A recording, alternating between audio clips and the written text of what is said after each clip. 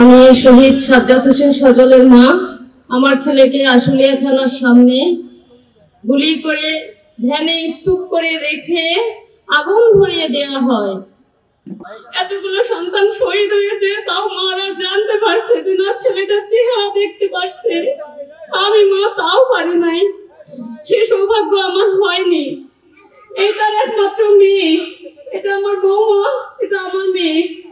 এই বাচ্চাটা বোঝে না সে বাপ কি জিনিস, বাবার ছবি দেখে বারবার চুমু দিতে যায়। আমি এই সন্তানকে বড় হলে আমি কি বুঝতে যে তোমার বাবাকে কোথায় নিয়ে গেছে, কোথায় গিয়ে মারা গেছে আমি বলতে পারবো না, কারণ সরকারি রাষ্ট্র আমাদের এখন পর্যন্ত আমার সন্তানদের কোনো সম্মান দেয় নাই।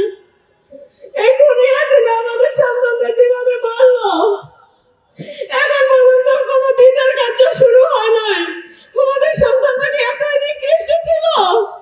কুকুর বিড়ালের মতো আমার সন্তানদের কেন এভাবে মারা হলো? রাস্তার পরিত্যক্ত বেড়াতে আমার সন্তানদের কেন এভাবে রাখা হলো? আমাদের সন্তান, আমাদের একটা সন্তান ভার্সিটি লেভেল পর্যন্ত, একটা সন্তানকে একটা মা নিয়ে যাওয়া কত যুদ্ধ, কত সাধনার নিয়ে যায়। সেই সন্তানের কিভাবে মারা হয় আমি মায়ের সাথে জাতির কাছে জানতে চাই। সেখানে 5 মাস হয়ে গেল, কোনো বিচার কার্য এখনো শুরু হলো না কেন? সচিবালয়ে আগুন লেগে 3 দিনের মধ্যে সব রিপোর্ট জমা চায়, কিন্তু আমাদের ছেলেরা 5 মাস হয়ে গেল। 5 মাসের মধ্যে কি কোনো পদক্ষেপ নেওয়া যায়নি? আমরা মারা কি এই বিচার দেখা যেতে পারবো না?